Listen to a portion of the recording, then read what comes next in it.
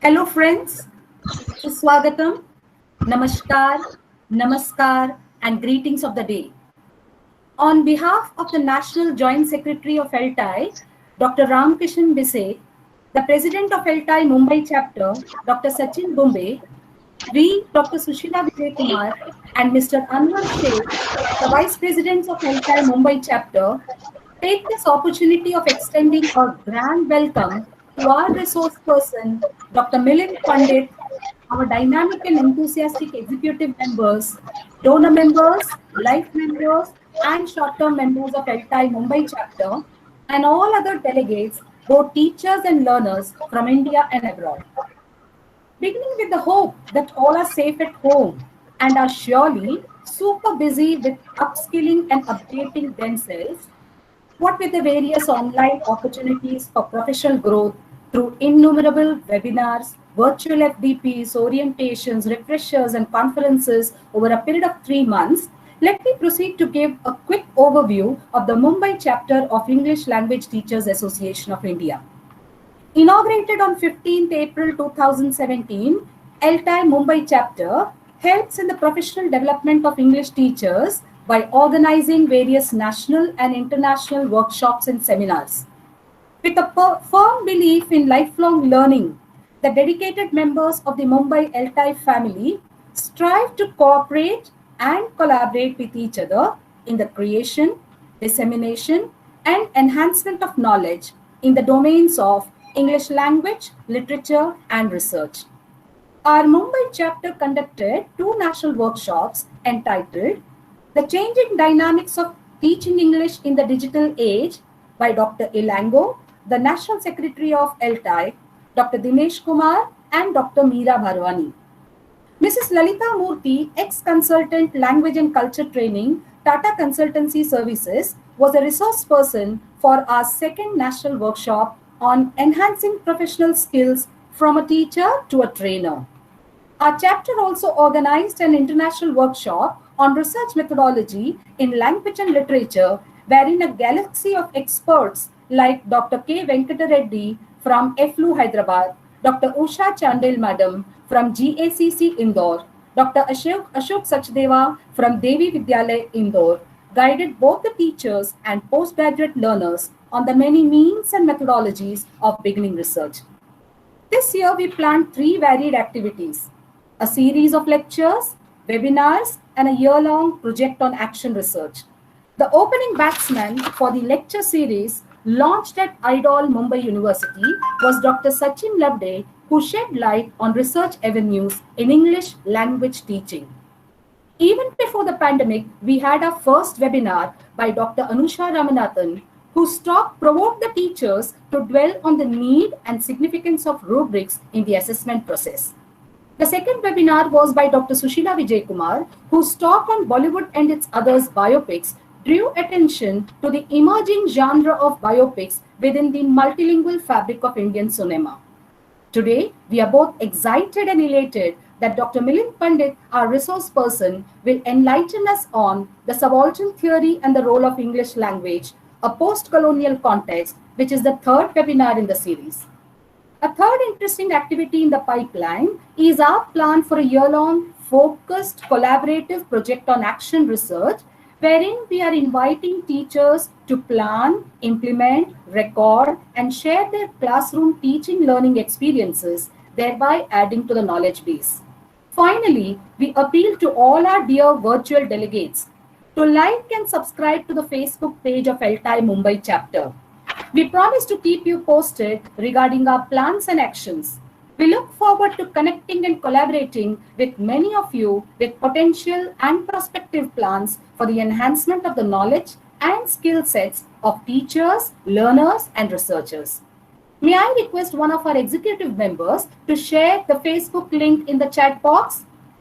After the warm welcome, my friends, may I request Dr. Geeta Ajit, an assistant professor, resource person for English appointed by the State Board of Maharashtra, a trainer in soft skills, the editor of 2 newsletters, and chief editor of a journal, to introduce the resource person of the day, Dr. Milind Pandit, and also moderate the session.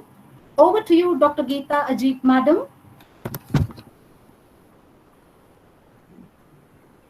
Thank you so much, Sushila. Welcome. Thank you very much for the introduction. Um, now, today, as we remain imprisoned and confined within our spaces of our living quarters, it is also a reminder for those who have been imprisoned spiritually and confined within their class, the subaltern class.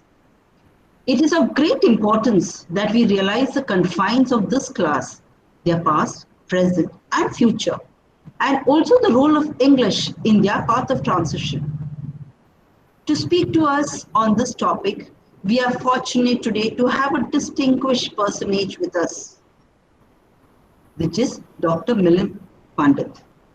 Dr. Milind Pandit is currently an associate professor and head at MSS Arts, Science and Commerce College, Jalna, and also a research supervisor and guide at Babasaheb Ambedkar Marathwada University, Aurangabad, where he presently has 5 research scholars under him. He has also served as a resource person to many central and state universities to deliver lectures on both academic and social grounds.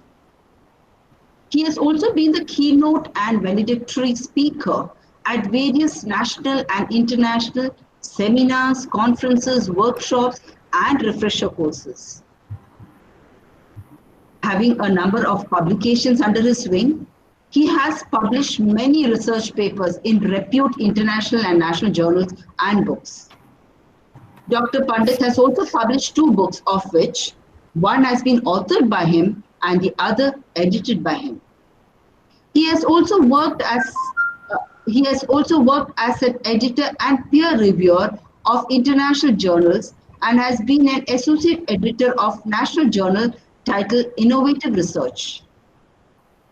His research paper titled Representing the Plight of Dalits and Women, a study of Sharan Kumar Limbali's Hindu, has been published by a Central University, Mehu, in India. Currently, he is working on translation of the book Dr. Babasaheb Ambedkar for Non-Dalits. Speaking of positions, he holds numerous positions. He is a member of the Board of Studies for English at Babasaheb Ambedkar Marathwada University and has served in the position of Chief Superintendent and Chairman of Paper Setting Panel in more than one university. He is also the resource person at Tata Institute of Social Sciences. Dr. Pandit is also a recipient of a number of awards, namely Krantiba Jyotiba Phule State Level Ideal Teacher Award in 2016, the youngest recipient of the Best Service as Teacher Award of Matsodari Shikshan Sanstha Jalna in 2015, the recipient of the Founding Ideal Teacher Award of Dr. Babasaheb Ambedkar Marathwada University in 2014, the recipient of Shri Vasantrao Kale Memorial Award in 2013 for the best services as a teacher. It is said that a great leader's courage to fulfill his vision comes from his passion and not his position. And this is said by Doc Maxwell. And today we have our esteemed speaker, Dr. Pandit, whose ambition is to be a teacher who wishes to bring about a revolution in the country, both intellectually and academically. It is indeed such a pleasure to have such an illustrious personality with us today. I welcome you, sir, to deliver your lecture on the subaltern theory and the role of English in post-colonial context. We are really very fortunate to have you with us today. And I hand over to you. It's all over to you, sir. Thank you very much, Ms. Geeta Ajit, for being so generous and kind at introducing me at length. And I feel absolutely overwhelmed by the kind of respect you people have showered upon me. Before I move any further, I would like to first of all place on record my sincere gratitude to Dr. Ram Bhise, English Language Teachers Association of India, National Joint Secretary, Dr. Sachin Labde from University of Mumbai, Department of English, Dr. Sushila Vijay Kumar, Mr. Debraj Maulik, and yes, the person who is responsible in getting me here is Dr. Sachin Bhumbe, who is the president of Mumbai chapter of LTI. He is a young and dynamic academic who has, in fact, brought this special honor to be conferred on me, and he maintained a lot of patience because he had been asking me to this event since the last week of April. I appreciate his patience. And yes, there are also other members of LTI, Mumbai chapter. I'm afraid it's not possible for me to mention everyone. But yes, I am really so much grateful to each one of you for this opportunity, which is just honor and privilege both to me. May I have permission to share my screen, please? Please share, sir.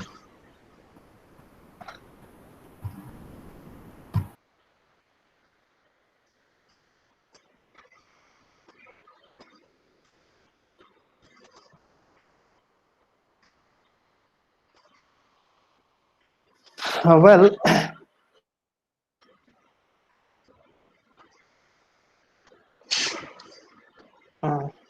is there something wrong? I don't think so. It's a mirror effect I can see.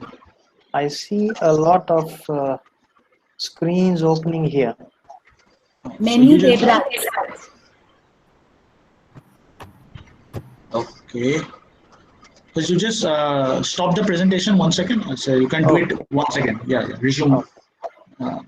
Shall I now? You can start. Yeah, please. Okay.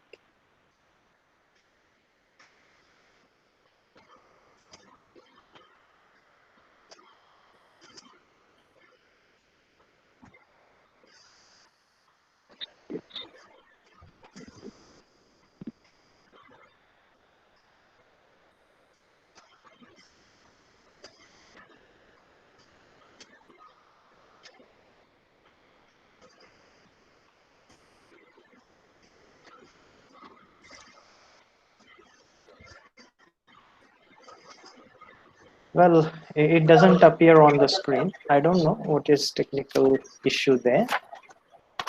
No, you're presenting, sir. It's visible. But then I'm unable to share my PPT. Okay, sir, there are 3 options. You can choose any of the 3. Entire screen, the second option, a Chrome tab, is like that. You can I have chosen entire screen. go for the second option, I guess. Okay. Shall I close this? Your window should be open. The PPT window should be open. Okay. Separately. It should be open separately. Yes. Okay.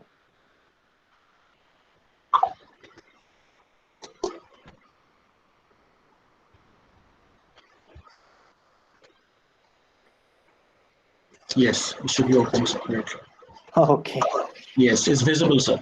Okay. Shall I convert it Yes. into slideshow? Yes, it's up to you. Not an issue. Okay. Am I visible now and am I audible? Yes. More importantly, even if I'm not visible, that's okay. I should be Yeah, audible. Audio video is perfectly fine, sir, in synchronization. Okay. Thank you very much, Mr. Maulik. Yes. As Thank the you, sir. topic determined upon is the subaltern theory and role of English language, a post-colonial context. I would like to just begin with the basics. And the basics I would like to begin with these that are before your eyes. I would like to begin with the definition of the theory. This is the definition that the Oxford Advanced Learners Dictionary, that is the 10th edition, puts inside it.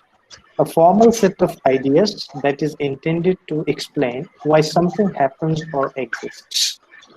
The second definition I have picked up is from the Wikipedia, and it is, there are certain words like contemplative and rational type of abstract or generalizing thinking about a phenomenon or the results of such thinking. The process of contemplative and rational thinking often is associated with such processes like observational study, research. Here are certain words that I find important. For example, contemplative and rational type of abstract or generalizing thinking. And there's a phenomenon. The third definition I have picked is from Cambridge Advanced Learners Dictionary. But I would like to fit your attention to what Homi Bhabha, in his response to, say, theory, wants to say. This is from his paper called, or his expression called, Commitment to Theory, which is published in Norton Anthology of Criticism and Theory. There's a damaging and self-defeating assumption that theory is necessarily the elite language of the socially and culturally privileged.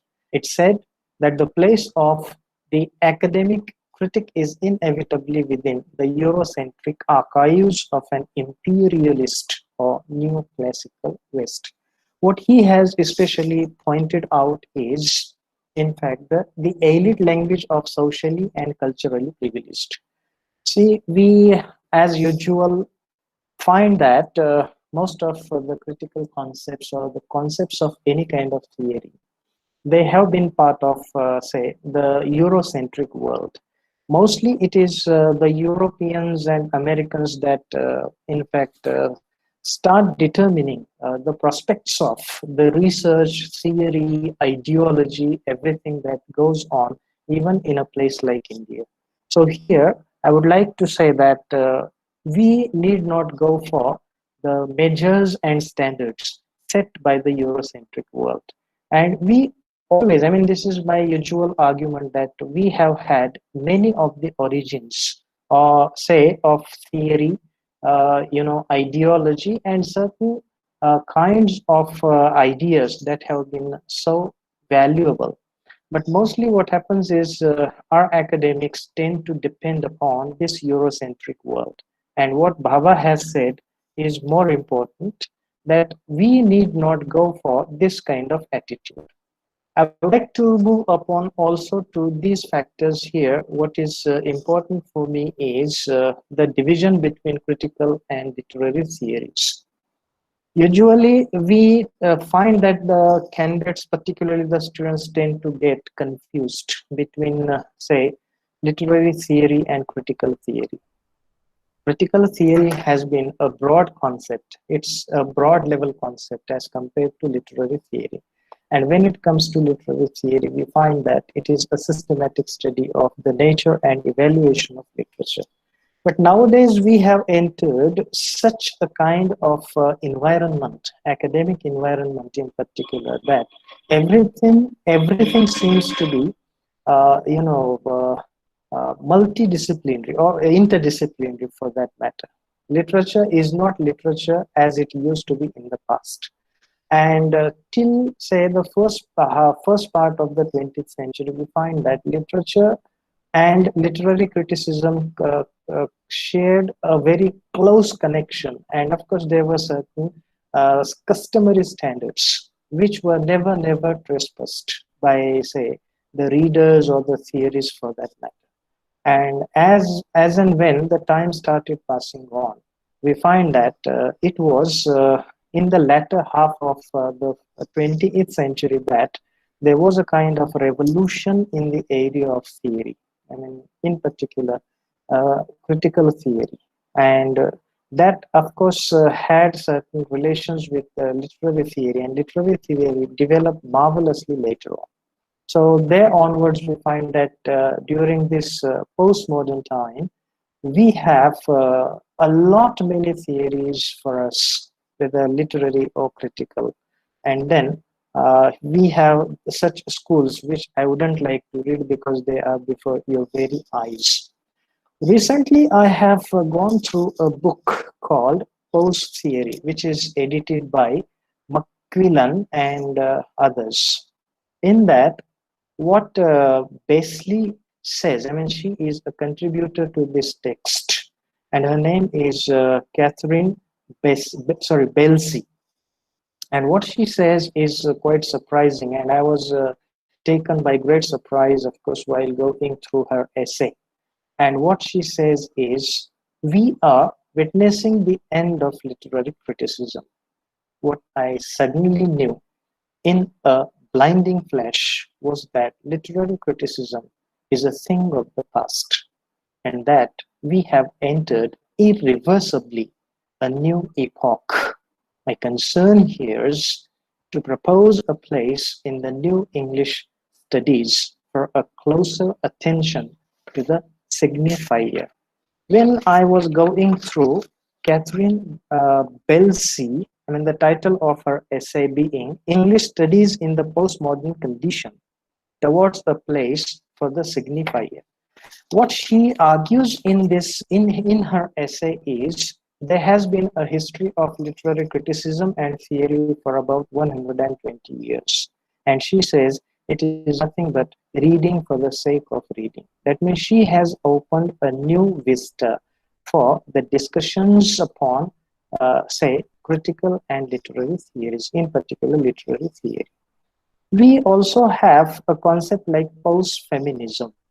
And as we have already gone through as many as 4 phases of feminism, nowadays we find that we are passing through the phase of post-feminism. So post-theory, post-feminism are the concepts that have been introduced nowadays, and it is said as if it is going to be the end of theory. And again, it put a question to me as to how far it could be quite sensible to again think of theory that way. But of course, as we all understand, there are individual interpretations, there are individual meanings, and of course assessment we find belonging to everyone. So with this, I would like to move on to the subaltern theory. My discussion would be divided into 2 parts. The first part would be dealing with the subaltern theory and post-colonial theory, and the second part would be based upon the discussion of language. I do not know if I would be able to cover everything that I have prepared, but definitely shall I do my best to justify everything and to manage everything within say maybe 1 odd hour. The subaltern has been defined again by that dictionary as an officer in the British Army who's lower in rank than a captain. So here, lower in rank is those are the 3 words that are important. And then when we go to the Wikipedia, we find that it tells us that this concept, as was originated by Antonio Gramsci when he was inside jail, his prison notebooks have given a reference or birth to the nomenclature called the subaltern. And as we do understand, this word has been later on referred to, say for example, the social classes, especially the lower social classes. And then there are also the other social groups that live on the margins of the society. And again, it is an issue of the colony. I would like to again put my individual opinion here, and it is, for example, can the component of the subaltern be applicable to the Indian context? Because mostly what happens is what is born in, say, a continent like Europe or America for that matter, has been picked up by our scholars and academicians and of course experimented with in Indian context. So I'm not sure if that could be a good idea to do. yes, we should always try to experience every kind of neologism as far as the discourses, academic discourses or literary discourses are concerned. But then, can we not have precautions while applying them to our context? That is the question I always feel like asking of myself as well as the others. So, Subaltern again is a case of that. Here we have Peter Childs and Roger Fowler, who are going to again have their opinion expressed. What they say is, taken together with his more fluid conceptualization of class-state relations, his development of a methodological program for studying the history of the subaltern placed greater emphasis on the cultural and ideological dimensions of hegemony and subordination. So here I would like to again think that Antonio Gramsci had used this concept to refer to the working masses of his own country, that is Italy. He happened to be an Italian Marxist. Then the question is, can we really have the ideas of Antonio Gramsci derived and applied to our own context? Can't we think that the conditions and contexts of application of these theories can be different? But then again, I should say that it is left to each and every individual as to think what is good, what is applicable, and what is worthy to be put into practice. But then again, I would like to go for Julian Wolfries and his associates, who have produced a text in which they comment upon the term of subaltern. I mean, they have produced a text on literary terms. And in that, they try to widen the scope of this term, that is subaltern. And they try to make it more inclusive and comprehensive. But still, I didn't find, their meditation in this area that satisfactory. But whatever, since we are here to deal with the subaltern theory, we shall have it as a hypothesis of our discussion and then move on. What Julian Wolfries and his associates or co-authors say is the proletarian working class groups, dominated and marginalized groups could be covered under the umbrella called subaltern. I don't know if subaltern can really function as an umbrella term, particularly in the context like that of India. With these, I would like to again directly go to Gayatri Chakravarti's Vivek, because she has been basically credited with the theory of subalternity.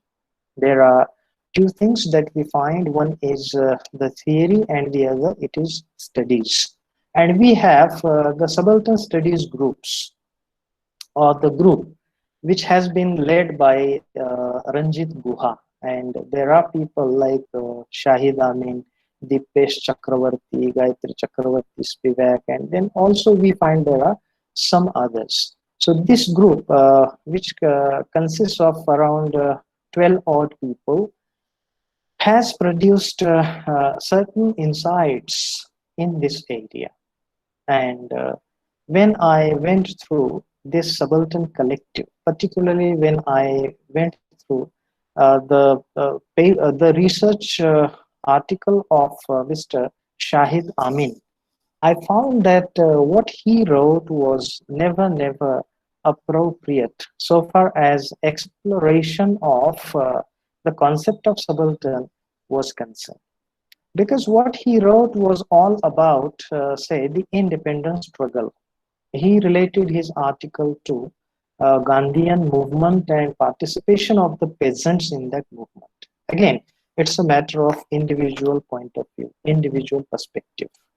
What he wrote in that was never appealing to me. I didn't find it appealing. But then I also went through certain other articles, and I could not find myself engaged with the kind of discourse that was brought about in, say, the subaltern studies. So on the one hand, we have the theory, which is the framework of development of discussions, and on the other, we have the subalterns as subjects being explored, or certain experiences and ideas about them, produced by this group in that series of the subaltern studies. Ranjit Guha makes a lot of sense. I mean, when we go through the first text produced by, say, Ranjit Guha, which has been introductory to that series, it really is a very good account of, of dealing with, say, the lower stratum of society and getting understood the ideas and concepts related to that stratum. But whatever. Here we have Can the Subaltern Speak, which is an essay running into as many as 52 pages, I suppose. And it has its keywords like power, desire, interest. And mostly we find that this essay is based upon Michel Foucault, G. Deleuze, Felix Guattari, and Karl Marx. I mean, these are, in fact, the four theorists upon which Gayatri Spivak bases her discourse and explores with the help of them. I have just pointed out certain statements that she has put in while taking this theory ahead. See, the first statement, and one more thing I would like to add here is Gayatri Chakravarti Spivak seems to be, say for example, somewhere contradictory. I mean, self-contradictory, we can say. For example, the first statement when we account for is, since theory is also only action, the theoretician does not represent or speak for the oppressed group. Indeed, the subject is not seen as a representative consciousness, one representing reality adequately. Now, when I move further, I shall again point your attention to another point which runs counter to this. I mean, it is difficult to slightly guess as to why these two statements have been incorporated in the same discourse, in the same essay by her. And then the second premise of hers has been, the leftist intellectuals do not represent the subaltern properly. See, here again, I would like to invite your attention to the fact that, yes, most of the theories have been produced by the leftist intellectuals. And then the issue of the countries like India has not been basically the class. Ours is always a caste struggle. And as far as this caste struggle is concerned, I think class comes secondarily. It functions secondarily in our country. And possibly Gayatri Chakravarti Spivak has that kind of phenomenon on her mind, which is why she says these intellectuals do not represent the subaltern properly. Then we have another statement by her. The representative must appear simultaneously as their master, as an authority over them, as unrestricted governmental power that protects them from the other classes and sends them rain and sunshine from above. This is good that the subalterns should have their own representative. But the kind of freedom Gayatri Chakravarti Spivak wants to attribute to this person, this leader, of course, makes one think if this can be the real way to empower the subalterns. For example, in my last lecture, I had referred to Pedagogy of the Oppressed, a text by Paulo Freire, who is a Brazilian, say, thinker. And he has very often referred to, he has very often mentioned a fact that the oppressed can sometimes be possibly the oppressors when they start finding freedom for themselves. Freedom from oppression for that matter. So when I remember Freire here, this question comes into my mind as if, the subaltern cannot be the oppressor of tomorrow. So freedom like this can also carry certain dangers for the subalterns themselves. Then we have also a very good point made by Gayatri Chakravarti Spivak, and she says that whenever it is an issue of bravery, courage, etc., it is only the male, that has been always put at the center. Now, why can't women be brave? Then again, the issue is that because women have always been subalternized. Rather than calling them subaltern, I would prefer to say that women are subalternized that way. And she does not like this idea. And then what she says is they do not have their own history. And female is always found in shadow, and this is where she strongly champions the cause of women in this essay. Now when it comes to say uh, widow, I mean, when a feminist is speaking, she should be speaking for a long time for the rights of women. But again, Gayatri Chakravarti Spivak, while expanding her ideas, finds herself somehow in a conundrum or maybe some kind of confusion. Like she makes such a statement which is before your eyes, and it is statement number 6. She says, self-immolation of the widows was not an invariable ritual prescription. So I do not understand why she calls it a real free choice. Sometimes a theorist, say, I remember the words of a candidate from JNU. I wouldn't like to mention the name of that candidate. And he had said once that I appreciate the students and I congratulate them on having exercised their democratic right of not going to the class and attending lectures. And this is their democratic right. I mean, there's also a story written by A.G. Gardiner, Rule of the Road, or The Rule of the Road, in which he has tried to imply one fact, that democracy does not mean the freedom to do anything. There are certain limitations to, say, democratic freedom. And interpretations also have their own limitations. If you, for example, make such a statement that the students have exercised their democratic right to keep off the class, I do not understand as to what kind of democratic right. I mean, yes, democratic right it is, whether to attend the classes or not. But what about its interpretation?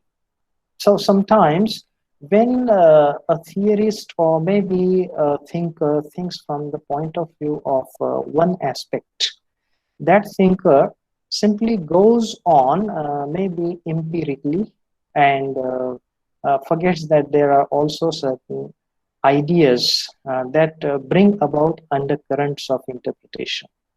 But then here, I do not understand as to why Gayatri Spivak could be saying the things like that. And at the end, realizing, she says that she is not in favor of killing of widows at all. So this is again a self-contradictory statement that we find here. Then she speaks about the elites. Now there are elites which are, number 1, dominant foreign groups, number 2, dominant indigenous groups on the all India level, dominant indigenous groups at the regional and local levels. We all understand that the social hierarchy is always dominated by these elites. Now you find them out and you will realize, yes, the strings of cultural dominance have always been into the hands of these people. It is these people that pull the full strings so far as cultural domination is concerned. And then what she actually speaks about is that she is very much interested in releasing these subalterns from, say, the clutches of these culturally dominant groups, whether they are foreigners or indigenous, or maybe at the regional levels. And then what she does is she always tries to read the woman regardless of phallocentric tradition. She says that androcentric society has always suppressed women here, and she does not wish to allow, say, the male discourse at all while advocating the case of women as subaltern. And then what she says is, see, I was speaking about the first statement. Now, the third statement that the third point that you find here on screen, goes somehow in contradiction with the first statement that she made about theory. The model of resistance without a theory of ideology can lead to a dangerous utopianism. I don't know how far I have understood, the difference between the two sentences. But again, at the personal level, I find at the subjective, or more than that, I would like to say individual level, I have found that there is some kind of mismatch between the two statements. Now, the point of view, the crux of her essay is expressed here in the text, which is edited by Henry Schwartz and Sangeeta Ray. And she says, I never sought to correct Orientalism. My endeavor in Can the Subaltern Speak was to tell the story of Bhuvaneshwari Bhaduri and why she could not be heard, not to correct Said. Her name is never mentioned in the discussions of my essay. Now, this story I have told at certain places, and it is about Bhuvaneshwari Bhaduri, who had committed suicide. She was given the task of fighting against the British. There was a plot against the British. She was a lady, young lady of 16 or 17 years, and she was given the task of killing someone. But then she could not do it because she felt herself incapable of doing that. And she could not kill. She was, in fact, a widow, and then she wanted to save her face. And that is why she committed suicide. And then there are other issues that Gayatri Chakravarti Spivak discusses. She says she also waited for her menstruation so that her death, her suicide, could not be understood in a vilified light. So her theory of subalternity is completely based upon Bhuvaneshwari Bhaduri's incident. She discusses a lot many other things that have been complementary to take her idea of subalternity ahead. But the gist or the crux of her essay has been the subject that is called Bhuvaneshwari Bhaduri. And she develops the framework, the question, can the subaltern speak? And ultimately she comes to conclude that the subaltern can speak, but they are not heard. They are not left, because Bhuvaneshwari Bhaduri wanted to tell the people that she is not able to take the task ahead, but there was nobody to listen to her. She tried to speak it out, but nobody listened to her.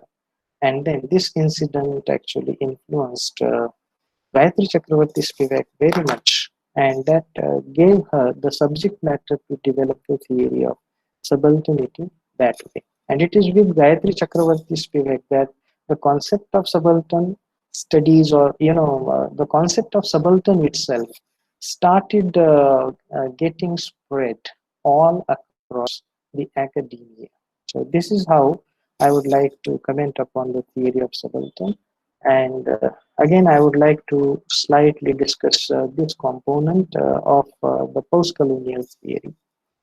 As I said, yes, on subaltern theory, there's a lot to speak about, because That essay, controversial as it is, it also has a rewarding experience as well. The more we read, the better insights we can find out of it. But then this is how the theory of subalternity was developed by her. We can have a discussion on it or questions upon it. Now I would like to move on to the post-colonial theory. And I very often argued that it is very difficult to locate the post-colonial in Indian context. Initially, we find that the colonizers were the people that were the Greeks and Romans. And in modern context, you find these people, mostly you find French and British. The French and the British. Now, these are the people, and even the Dutch, who actually started colonizing various countries. I had a very strange notion about France, that it was a country that spread the tenets of liberty, equality, and fraternity. And I was very much influenced by these principles of humanity whenever I studied history of Europe. But as I went through, say, Frantz Fanon's text, The Wretched of the Earth, I was disillusioned with the way of French philosophy. And the people that always believed in liberty, equality, fraternity could have their colonies established all around the world. And when we go through Fanon's times in Algeria, an African country, we find that the French behaved so cruelly with the Algerians, and that is what Fanon has especially exposed. He was a psychiatrist sent to Algeria to treat the people. And then, all my illusions about the French Revolution and the principles of, say, equality, fairness, greatness, etc., were cleared afterwards. And we have the major thinkers of the post-colonial times. I have picked up this definition from the Random House Dictionary of English. And it defines colonization like this: the policy of a nation seeking to extend or retain its authority over rejoin other பண்ணிக்கலாமா peoples or இப்போ இந்த இன்னொரு meeting territories. Attend பண்ணா இப்போ Any problem? Yes. Please Now, continue. if colonialism is this, to establish or retain or extend authority over other peoples or territories, can we really say that it was only India or the countries like India that were colonized? Then I would like to defeat my own assumption. And I would like to say that even the countries like Greece, Rome or Italy, the United Kingdom, France, the United States of America, Australasia, Spain, etc., are the post-colonial countries. And yes, this can be debated at certain length as to how one can term these countries as, say, post-colonial countries. Because the common kind of idea that we have carried with us has been that it is only the Europeans that colonized others, but they were never colonized. But when we go into the history, ancient history, medieval, or say modern for that matter, we find that almost every country of the world suffered this aspect of colonization. And then, if it is the case, why should we call only India and the countries like India as post-colonial? And I have always a feeling of discomfort to call Indian literature of the post-independence times as post-colonial literature. Does it mean that the Americans were not colonized by the British? Or say, the Australian countries, were they far from being colonized? And I do not get to understand as to why only the countries like India or say Pakistan, Bangladesh, or say certain other countries, mostly from the continent of Africa, being called as post-colonial. Why do we always think the way the Eurocentric theory, the theorists think? Why can't we have? Why do we always follow suit? Why do we always follow their suit? Why don't we always think from a different angle? History will tell us that almost every country of the world was under colony. The issue is, it is only the post-British times that have been treated, even partially, as post-colonial. The Americans also suffered domination of the British, but nobody calls American literature as post-colonial. Why? So we have to also think of this. What is exactly the post-colonial, and when exactly can we place it, and where exactly can we place it? And by the way, we do understand that India is a country that has been very often colonized by, at least a dozen of foreigners, others. And we are simply getting stuck to the times of, post-British times, as post-colonial times, post-colonial, or the times of post-colonial literature for that matter, post-colonial theory, etc. I always feel that we should also have our own ideas and theories developed through a different angle. So that way I would like to say I'm not satisfied with application of the post-colonial theory the way it is done, particularly to our country. In the case of our country, I mean. With this, I would like to move on to an interesting area, and it is that of, say, English. See, we have two clauses of the Constitution of India. One is 343, which offers English as the status of the official associate official language, and the other one is about the spread of Hindi as a national language of India. I have recently gone through a text called English in the Dalit Context, which is edited by Alladi Uma and others. This is a very interesting text, and that is the first article, which is written by Sabur Ali. He wants to discuss the issues of language with reference to Dalits of Tamil Nadu. He is from Tamil Nadu, and that is a very interesting article. The point that he raises in that article is, what are the instrumental benefits that a non-English language of India can afford us? I mean, that is the argument he has opened. I shall come to that later on, but before that I would like to fetch your attention to what David Crystal has said. So he says, no African country uses its indigenous language in higher education, English being used in the majority of cases. There are at least 45 African countries who have allowed English to be their official language.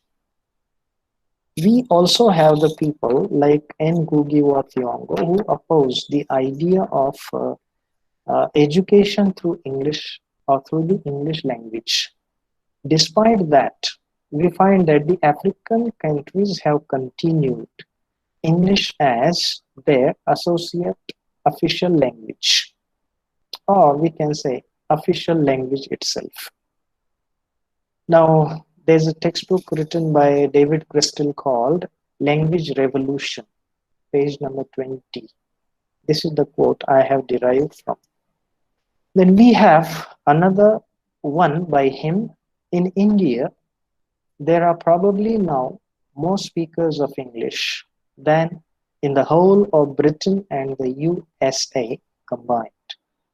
So Indians form the largest population as the speakers of English is what comes out of this quote. This is the status of English in the world, we can say, particularly status of English in India. And then what he says further is again important. There are many other areas in which English has been essentially used.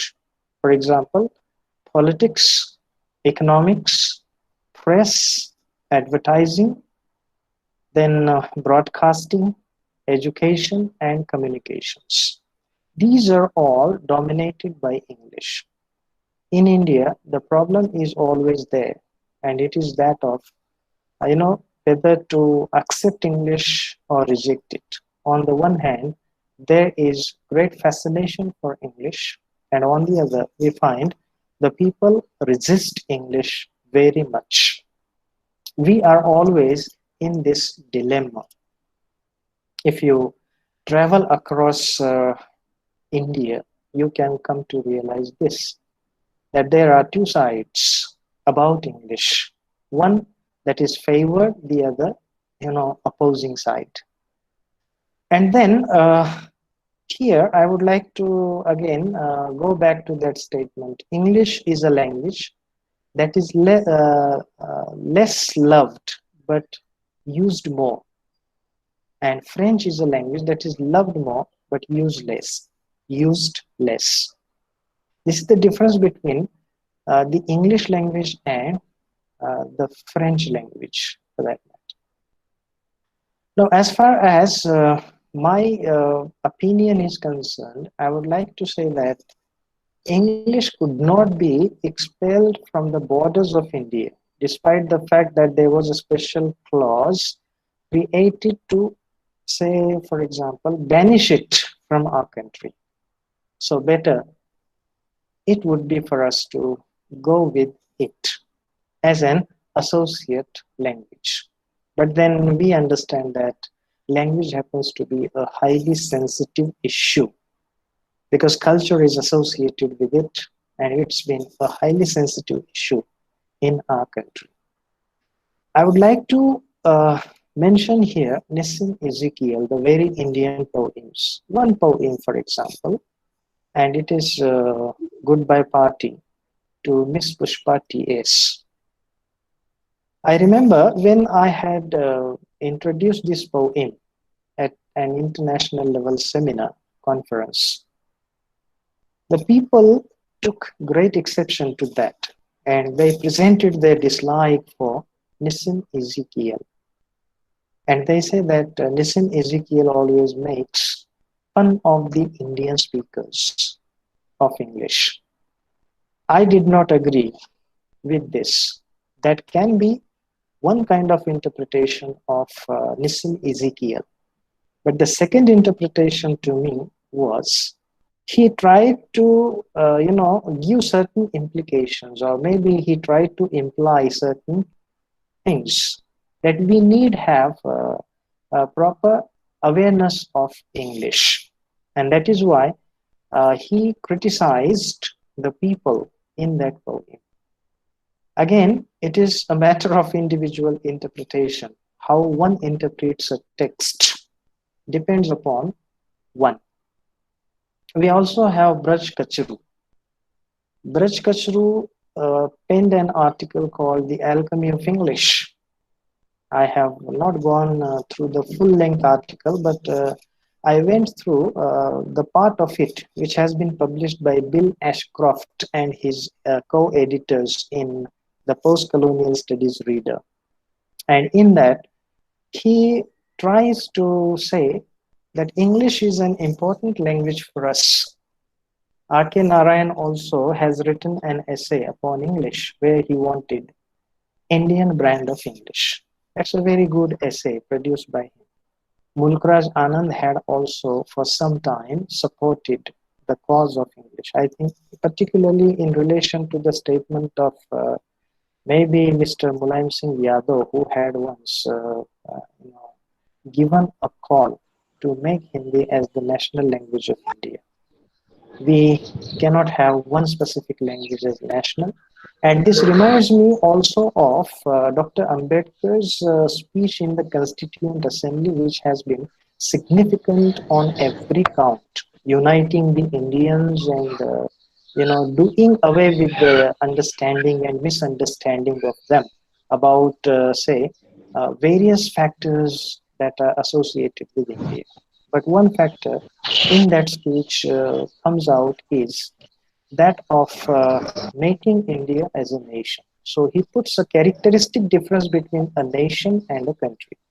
So he says that we are the people given to diverse cultures, diverse languages, and diverse regions. And we are a heterogeneous mass. We don't carry the sense of homogeneity in the aspects of culture, language, region, behavior, attitude, etc. And that is why we cannot be a nation that way. The European countries have been nation because they have one country, one language, and one culture. That is why it becomes for them quite possible to be a nation. So he said, the earlier we realize this, the better in our own interest. So since the issue of language has come out, I thought of getting back to that speech of Dr. Ambedkar. Then Bhagwan Das is a North Indian scholar who was born in, a lower community. It is that of the sweeping community, let us call.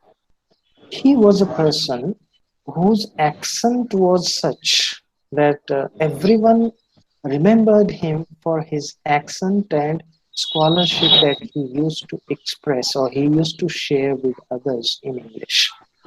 So what I mean to say is that these are the people like Ezekiel, Braj Kashru, A.K. Narayan, Mulkraj Anand, who had the elite background. But Bhagwan Das was someone who was from an absolutely neglected community that always sits at the lowest rung in our social hierarchy. He was as good as these elites were, and he kept on writing in English. Well, what I mean to say is now the statement by Sabur Ali. What he says is, according to the three-language formula, English and Hindi have equal status as the official languages of the Union. So, while it was pertinent to speak about the spread of both languages through the three-language formula, an attempt was made to make Hindi the national language of the country. So, in that text, that is English in the Dalit context, this appears upon page number 16.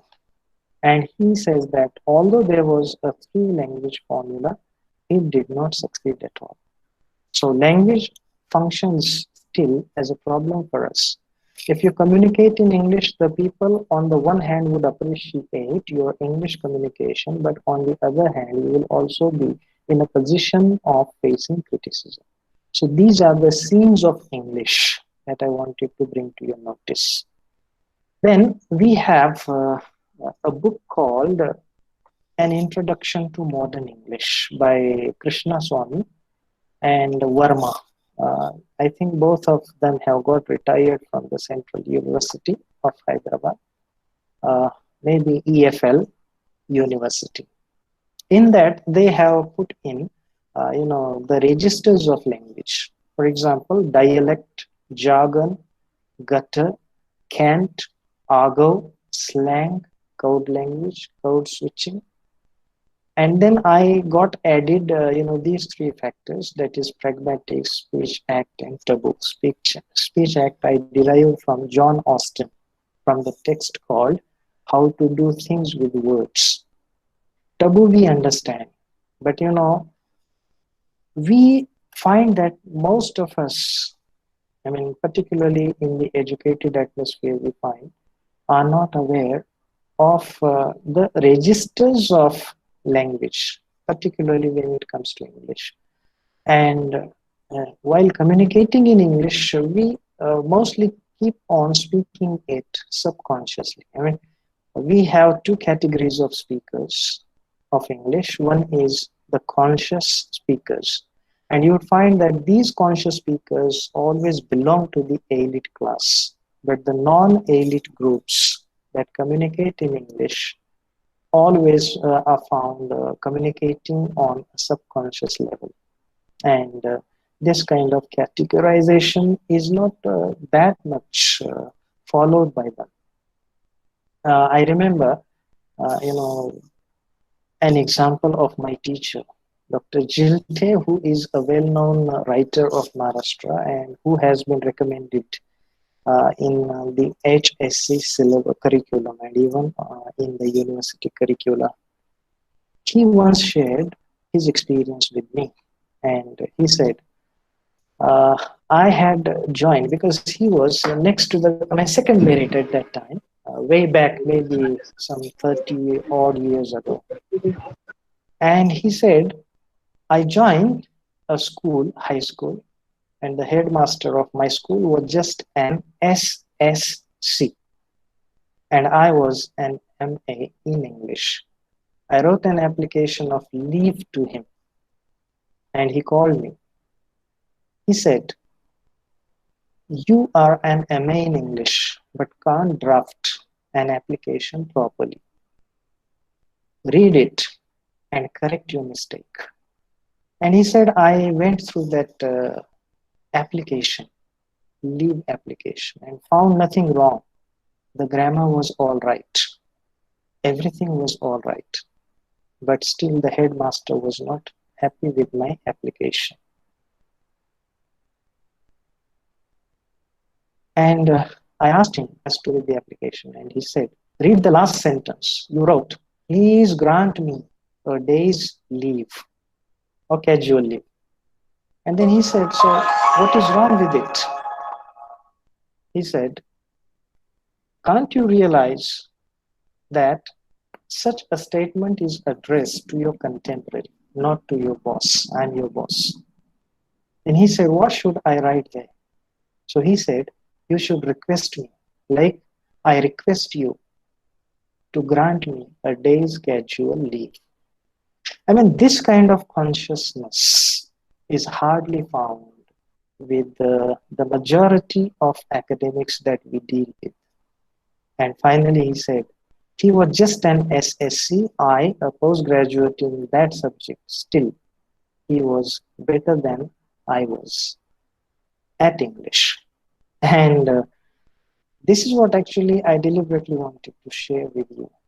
This happens because we do not take language that seriously, whether it is mother tongue, or other tongue like English. It is only, the elite class, as I said, the privileged classes that have been trained well, that use language quite consciously. They put a characteristic difference between a dialect and jargon, gutter and cant, argot and slang, etc. Now we have nowadays English in the form of SMS, EMS, email, chat, WhatsApp, etc. Technology has radically changed the structure of English. My final point is English in the subaltern context. But before that, I would like to fetch your attention to this techno language. Say, for example, this language has been completely turned into the acronyms. ATB, all the best. Hand, have a nice day, etc. And there are also certain, ambiguities possible out of this. I remember a colleague of mine had put in a message to me, and he said, I shall host 2 days dinner. I mean, he put 2 and then DAY apostrophe S. And I could not understand his message. I thought as if he was going to host dinner for me for 2 days.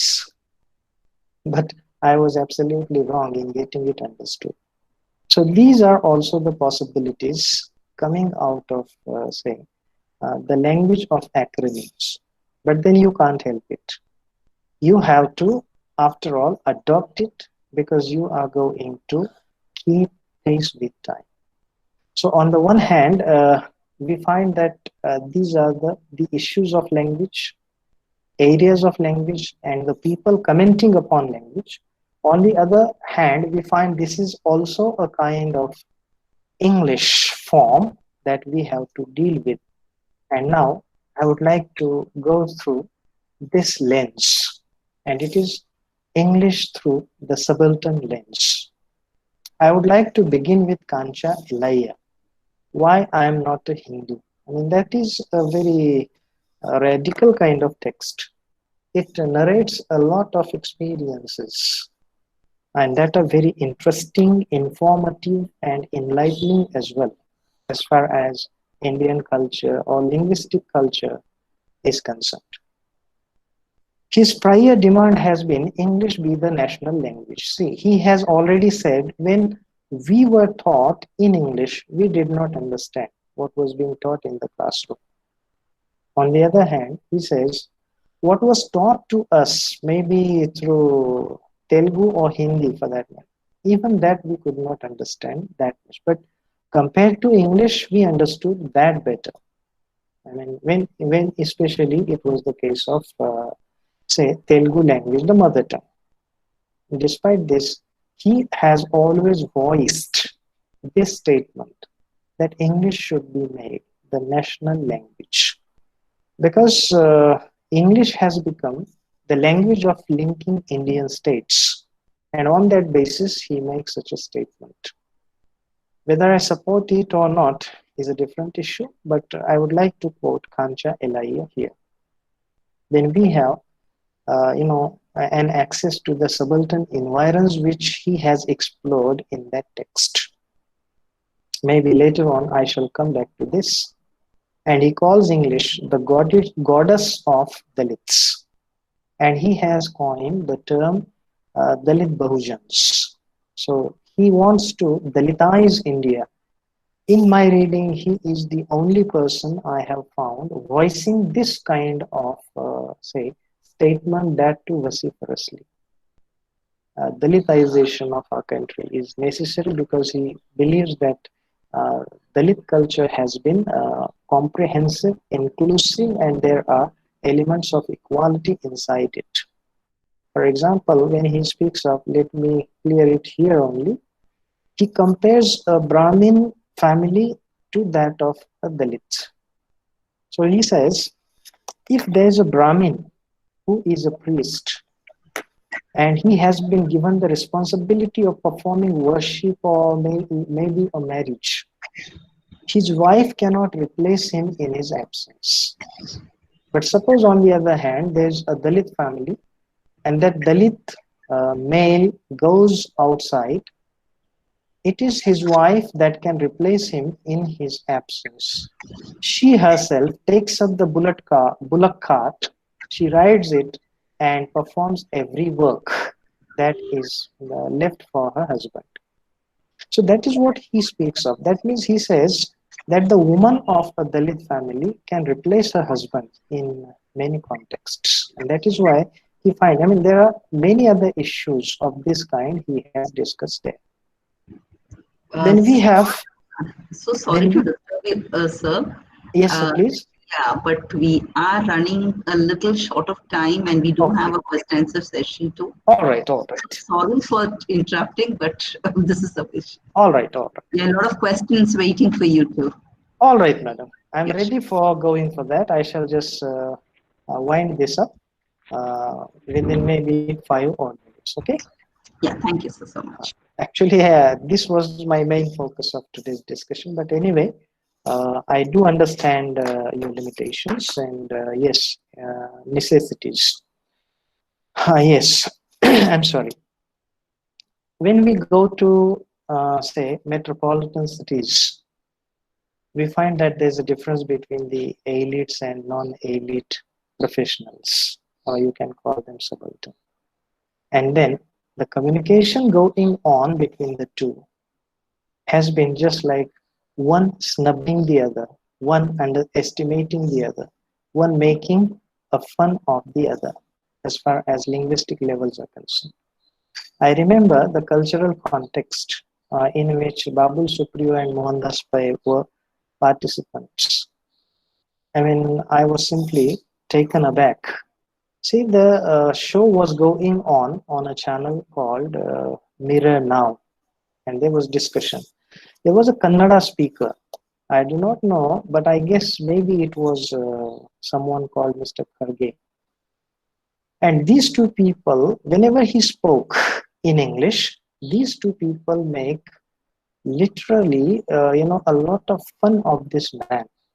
They just kept on laughing at each other, and this man went on communicating. They were laughing at his accent, considering that they were established and this man out of establishment. And that was the attempt, actually. They did, and I felt it so badly. I mean, I felt it so bad. And the anchor person was not happy either. But this happens when it comes to the cultural context. We also have the people like Dasar Babu, Lanna Bahusati, who are very difficult to translate. I mean, when you want to think of the subaltern language, then, for example, you will have to think of these people. It is very difficult to translate these people from Marathi into English. So, subaltern language is very difficult to, for example, manage for the people that have never been part of that culture. I also have two experiences here. Dr. Prakash Sirsak from Aurangabad, who translated this text, that is Annihilation of Caste, and he said this, you must have read it. Arun Prabha Mukherjee also shared her experiences in her introduction to the text called Jutan. And she said, I could not translate this line, Abe Chureke, and I mentioned as it is because I could not find alternatives. Then also, Kaun hai wo Dronacharya ki aulad? And she said, I grappled for finding out a proper term, to refer to Dronacharya.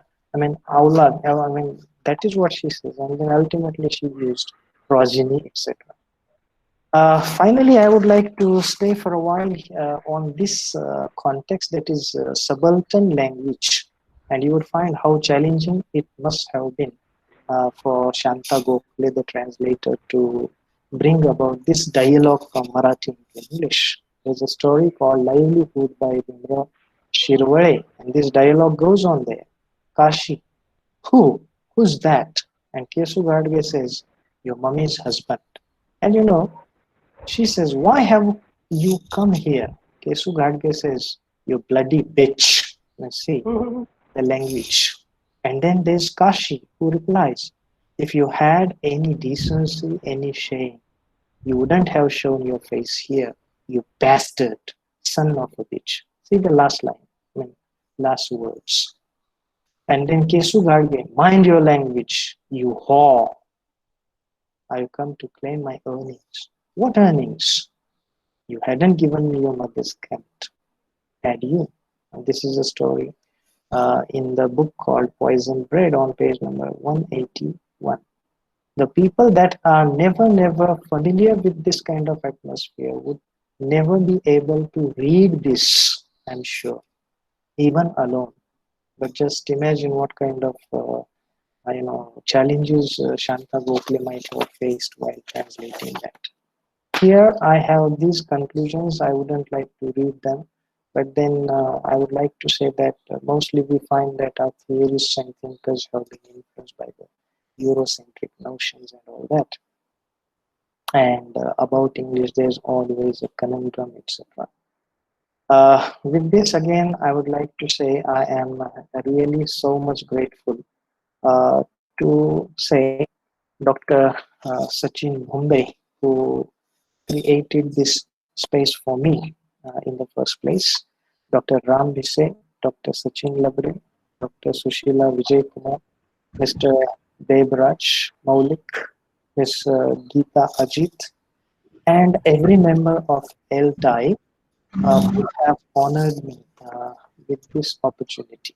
I do not know how far I could do justice to my role here, but then whatever ideas I had, I addressed them the way I could. With this, again, I thank you, all these people, in particular Mr. Sachin Bhande, for this opportunity, and I am really equally grateful to the august audience for this kind of patient listening they have offered to me. I do not know how it went with them, but because this is all but a technical matter, the face-to-face interaction gives you a thorough kind of knowledge about what you are doing. But then here we have been engaged in a technical discourse. So with this, again, I would like to thank everyone, and being much grateful, I take your leave for a while here, and I'm ready to face the questions. Thank you very much.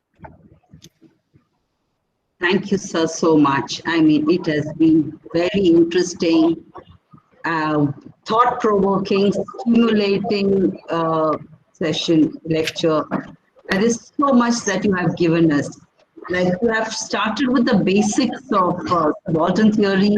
You went on to the subaltern theories of Gayatri Spivak, and also where you didn't agree with her. And the reason why you didn't agree. It's something like given us something more to think about. Yes, we needed to agree with all this. I think we're having a few disturbance. Yeah. Okay. Sorry. Thank you so much. Yeah. So you have taken us through, the whole panorama of the studies of the subaltern studies. And also, what I liked is the way you said, you do not agree at certain points, and when you feel that she should be, there's a dilemma also where she brings in, which causes it. And also the fact which you pointed out so very clearly about Bhubaneswar Bhaduri's, the subaltern can speak, but they're not heard. And that's so true even today. And then you took us to the post-colonial theories of right from the literary and to the critical theories, and also when you touched upon English of the post-colonial, and also I liked about the post-colonial theories. I would just like to bring this out very much. Is, you pointed out how every country, even Europe, is basically has been colonized at some point of the other, and yet the post-colonial theory is only put forward into the countries of India, Pakistan, and the British covered, but not the US. Nobody says that America and USA is a colonial state. So that's very, very good. And I also like the fact, it's good that all of us should think that why can't we develop our own post-colonial theory? Why do we have to follow the Eurocentric theory? It is really so true. Thank you. The kind of, the sparks that you have put, I think we should all start working on it. It's really, really good. And also how you took us to the English language, and how the stalwarts like Nizam Ezekiel and Kuchru and Arkinarayan, Mulklash Anand, how they brought in the Indian writing in English and established it. I still remember studying Goodbye to Miss Pushpa T.S. in my times, and we all had a wonderful time because we were so used to studying the English poems and talking about the strophes and the trochees, and here we have Nizam Ezekiel with this wonderful poem. So that's very nice, Ambad. And I also liked about the fact that you brought about how, you have the problems of translation, especially the way Shanta Gokhale has translated it. Yes, it would be difficult for most of us to even conceptualize, to even write such a thing. And Also, the few of them who felt that English is, since our country is a heterogeneous ethos that follows, we have it over here, how we can be united with the English language, and yet the subaltern always has their own problems, how they're not able to understand what the English text says at the same time when it is in their own mother tongue, how it's so clarity and it's so clear for them. So the lacuna that falls with this kind of English is something that we all need to. Thank you so much. It's really, really been wonderful listening to you. Now, since we are going on to the questions, we have a lot of questions and very interesting questions. And the best part is it's from all over, not just our country, but it's beyond our boundaries, from Bangladesh, Malaysia, Philippines. So shall I start with the first question? Yes, please. Okay. The first question is, can a subaltern text be validated only if it is written by a subaltern writer, or can it be inferred that a non-subaltern writer will not be able to give a true account of the emotions experienced by a subaltern character? And this question is by Maumita Deroy from Bangalore. A very good question, and I'm happy that such a question is put to me right in the beginning. Well, I would like to say, Ms. Mamita, for example, we have a man and a woman. Unless that man adopts an insider's view to realize pains and sorrows of that woman, any kind of sympathetic writing about that woman for that man is going to be hollow. But if that man is someone like G.B. Shaw, definitely that can be considered as part of that culture. I think this is okay. Yes, your analogy is really very good. And yes, to the point, you have just said the name. Thank you so much on this. The next question is, what is the opinion of on the position of English in India in the light of Dalit aspirations? And this is by Dr. Sachin Labde from our very own Dr. Labde out there. And could you please just give up? Yes, actually, when I first talked to Dr. Sachin Labde, I never felt that I was talking to him for the first time. And the way he addressed the session with, the way he steered the session with Mahesh Dattani, I had actually put my compliments to him through the message. So I'm happy that he has put such a question to me. Well, Dr. Labde, I would like to say that as Sabur Ali has rightly pointed out, English is a language that can be used as an instrument. Instrumental benefits it affords us. And if it is so, it is going to be the language that is going to change the prospects of the Dalits. This is how I look at English, number one. Second thing is that, even if we adopt, some other language, maybe Hindi or any other Indian language as the sole medium of communication, education, or dealing with, so many other factors, especially the areas of technology, science, medical science, etc.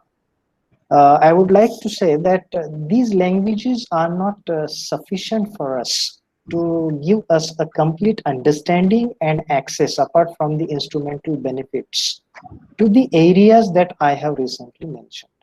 And that way, I consider English is definitely going to be the language of changing prospects of Dalits. This is how I would like to respond to Dr. Sachin Labde. Thank you very much. And I'm sure Dr. Labde would be happy to hear that. The third question is... just a second, please. I would also like to add something to this.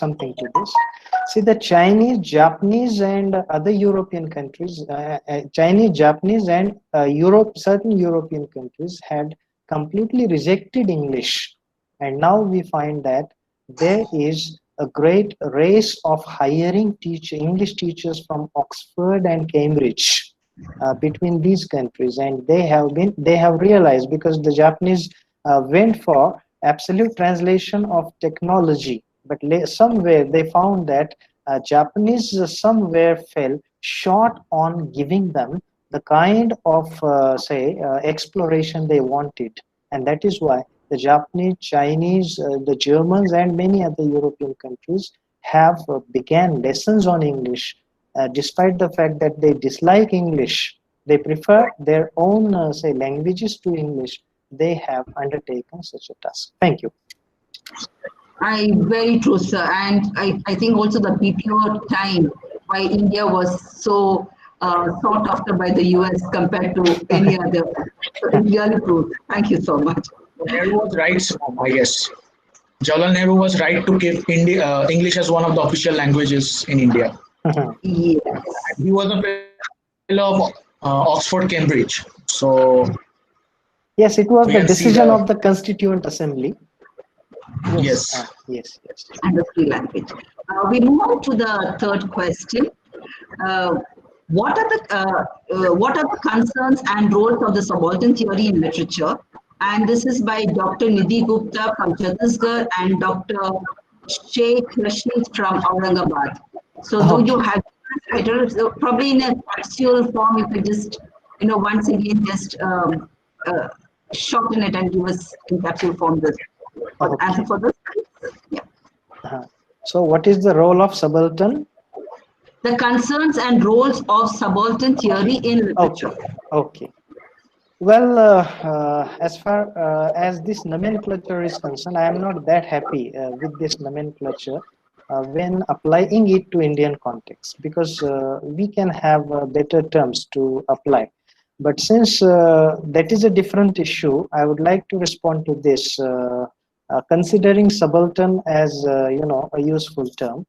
Yes, the role of subaltern studies has been, say for example in literature, to awaken the people to the consciousness of establishment of egalitarian values. And if subaltern writings play this kind of role in regard with literature, then definitely that is going to change the overall scenario, not only of say our literature, but also it is going to get reflected in say the social behavior, and ultimately that would somewhere awaken the people to take initiatives for establishment of say equality among them. Yeah, thank you so much, sir. Just one more reminder to all the viewers. Please click on the feedback link and do give your feedback. We would really appreciate it. Thank you so much. So the next question is, comes from Mr. Dinesh Kumar Shinde from Mumbai. Can you elucidate the correlation between marginalization and the subaltern theory? Okay. Well, I would like to say that marginalization is rather a broad term as compared to subaltern, and it easily applies to each and every victim of marginalization. Begin with the privileged classes and come to say the unprivileged ones. We cannot usually say that it is only the unprivileged classes that have been suffering from the sense of marginalization or the conditions of marginalization. Even among the privileged classes, we find there are certain types of marginalization. The levels could be differing. The intensity could be different, intensity of suffering and all that, or being marginalized. But yes, marginalization is everywhere there. And having said that, I can again relate to you that when it comes to compare marginalization and subaltern, I would like to say marginalization is a term that has a broader canvas, and it applies to each and every social segment. And subaltern, there's no guarantee that it may necessarily be having its application in say every social context. So very true. It's really true. It's more, one is universal and other is, I think, more a subset of a lot of things. Very true, sir. Thank you so much on this. The next question is This is by, actually, I have clubbed up many questions together. We have Ms. Christine Jane Sato from Philippines, Haruna Kiwaya from Malaysia, and Sonia Sharim from Bangladesh. Their question is, to what extent should English be the only means of instruction for the learners of indigenous community, monolingual community? And also the next question is, what are the challenges faced by English teachers in teaching in such situations? Okay, a very good question actually.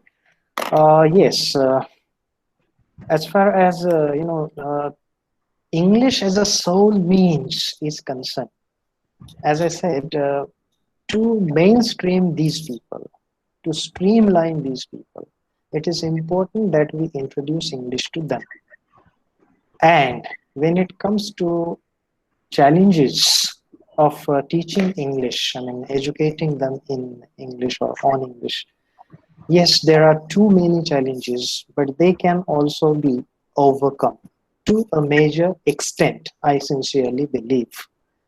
You know, recently I have produced a write-up on the teachers, and in that I said, teachers have the ability to transform a country, to transform a world. Again, I would like to go back to, say, Paulo Freire, who produced, a methodology of teaching such a way, I mean, teaching the labor class of his country, that is Brazil, such a way that his framework lasted for 41 days. And you would be surprised to know that within this span of 41 days, he was absolutely successful in making those people read and learn.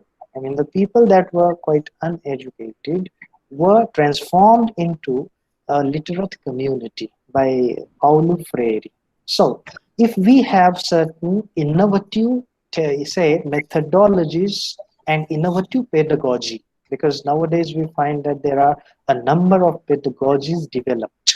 For example, by the institutes like Tata Institute of Social Sciences and similar institutes. I do not have experience of other institutes. But these institutes have developed such pedagogies where the teacher can do a lot. And it is not necessary that if a specific model of pedagogy is given to you, it is not necessary that you follow it to the letter. You can also have certain modifications at your personal level that can best suit or that can remain conducive to the given atmosphere that you have to deal with. So yes, while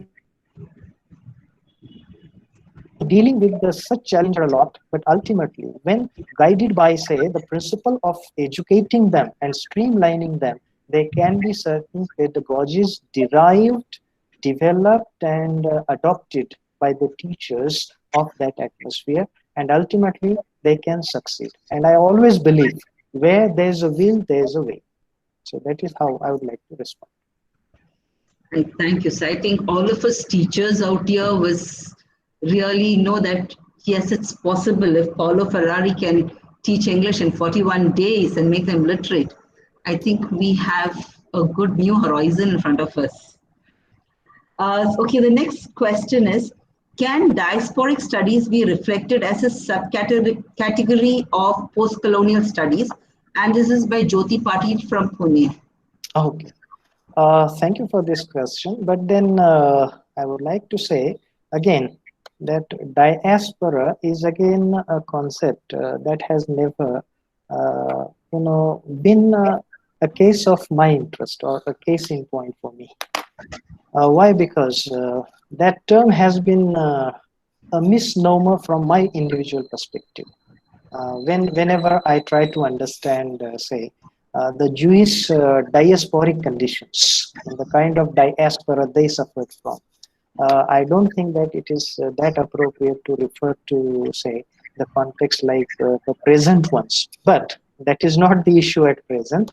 What I have to say to Ms. Jyoti Patil is, yes, anything that has co-occurrence, say, with post-colonial theory can be part of it, but As I said to you, subaltern is not as broad as marginalization.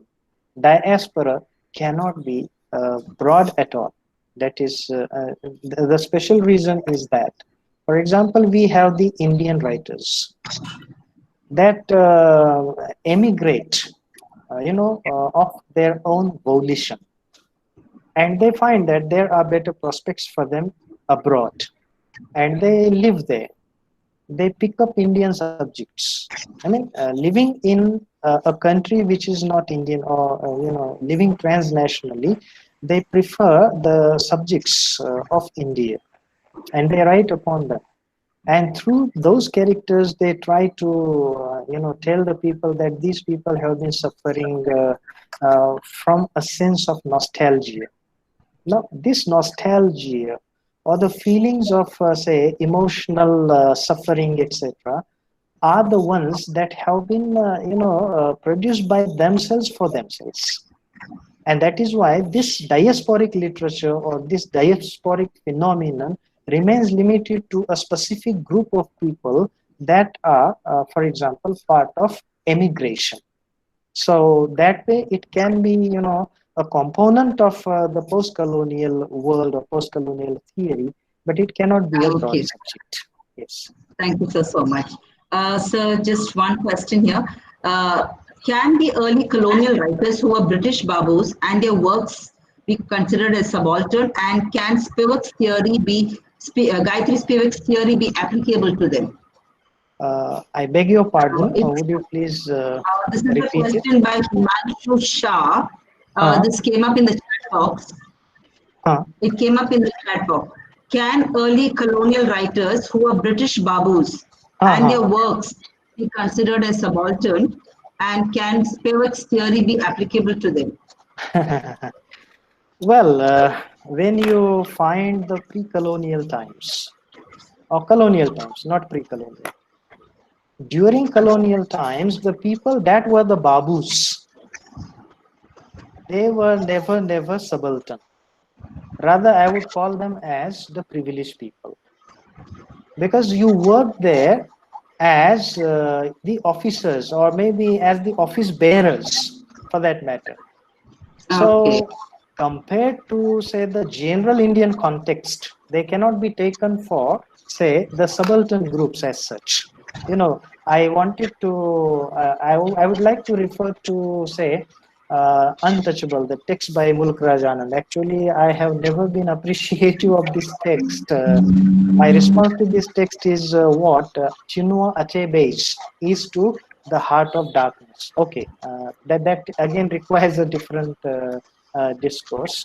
But then, in that text, Lakha's father says to him, "My son, it is sinful for us to think of being a Babu. The jobs like Babus are meant for the privileged people."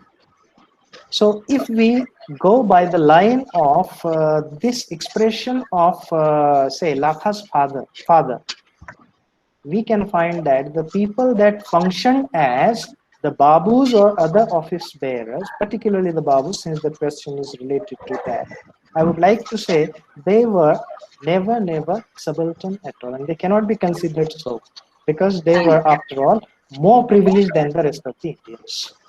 Thank you so much. And there are still many more questions they've been waiting to ask, but since we are running short of time, we are now, we will be asking them to post it on Facebook, and their questions, I'm sure you'll be able to answer to them.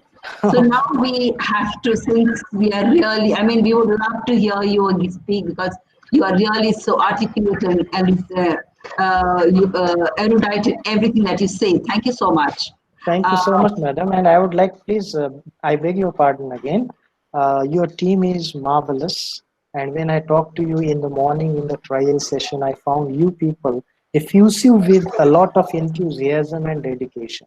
And you seem to be, to me, guided by the will of doing something of great value as far as the area of education, English literature is concerned. So this is my honest compliment I would like to put to you all. Thank you. Thank you, sir. Thank you, sir. Yes, I'm sure all of you, everybody's out here. Thank you so much, sir, being with us. Because of constraint of time, now we'll move on to the vote of thanks, and I invite Dr. Vaishali Gadialji to come in and say the vote of thanks. Dr. Vaishali. Thank you, Geeta madam. Hello, am I audible? Yes, ma'am. Yes. Thank you, Geeta madam.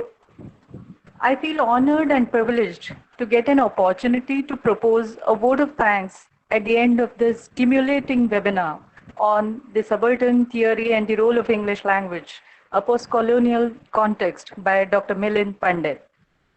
I, on the behalf of LTI Mumbai chapter, let me call it Fraternity of Intellectuals Here Together, I extend my very hearty vote of thanks to our amazing resource person today, Dr. Milind Pandit, for sharing his findings and opinions regarding the subaltern theory in the post-colonial context. I am grateful to you, sir, for your in-depth and interesting address, for updating us on the current trends in this area of knowledge, and also for satisfactorily answering all the questions of the participants, which shed further light on the various aspects of the topic. Thank you very much, sir. And we are indeed thankful to you for your wonderful compliment for our team. Thanks a lot. Thank you very much. I convey my cheerful thanks to our moderator, Dr. Geeta Ajit, for gracefully introducing our resource person for the day, Dr. Pandit, and also for effectively shouldering the responsibility of a moderator. Thank you, Dr. Geeta. Thank you so much. Thank you. I wish to express my plentiful thanks to our LTI National Joint Secretary, Dr. Ram Bisi, for encouraging us with his active and enthusiastic gesture in the successful management of the LTI Mumbai chapter. Thank you, Ram sir. I also take this opportunity to thank our President of Mumbai chapter, Dr. Sachin Bumbe, who has been instrumental in organizing this webinar, as rightly mentioned by Dr. Pandit. Thank you, Dr. Sachin Bumbe. An event of this dimension cannot happen overnight. I acknowledge the unwavering support received from all core committee members of Mumbai chapter. Special thanks are due to Dr. Sachin Labde, Dr. Sushila Vijay Kumar, Mr. Anwar Sheikh, Dr. Meghna Chatterjee, Dr. Manjari Vaidya, Ms. Rupa Shetty, Mr. Debraj Maulik, Ms. Kranti Daibole, Dr. Swati Bise, Mr. Hemant Patni, Mr. Shivaji Methi, Mr. Pradeep Gulbile, and Mr. Samadhan Lange for their meticulous planning, execution, and coordination throughout this webinar. Last but not the least, I am grateful to the participants across the states and even abroad for their overwhelming response and active participation even in the question answer session. With this, I, Dr. Vaishali Gadialji, sign off and seek your consent for closing this event. Thank you for being with us. Stay indoors, stay safe. Thank you. Thank you all. I felt as if I was listening to the rhythmic news on radio. Yes. She's an artist. She's She's in excellent. radio. She's in radio, actually. I work on Akashvani, sir. Thank you. Oh my goodness. So happy to meet you. But I do it for Marathi language over there. Jai Doesn't Maharashtra. matter, but it gets reflected even in Yes, your English yes. communication. Thank you, sir. Thank you. Quick notification to all the participants. If you have any more questions, you can post it on our Facebook page. I posted the link over there. Please feel free to ask questions. We can have debates. We can have blood over there. Of course, theoretically, let's fight it over there. Thank you everyone for attending the session. The session is over. Thank you all. Thank you. Thank you, ma'am. Thank you, sir. Thank you to the Thank you, committee sir. members. Thank you, everyone. Thank you, everyone. Thank you, Vaishali ma'am. And thank you, Ambad. Thank you all. Vaishali ma'am. Thank you, Geeta ma'am, and everyone. Thank you. And many hearty congratulations to the whole team on such a nice organization. I wish you all so the much. best. Thank you. Thank you, sir. Thank you. Thanks for being with us. I'm turning Chapter off the- members can stay here. The other Okay. participants can Shivraj. leave now. Yes, sir. Okay. They're Devla, leaving you one can by stop one. the recording. They Okay, stop the sir. recording. Okay, sir. You can. Okay, Captain. Yes, Captain. Should I stay?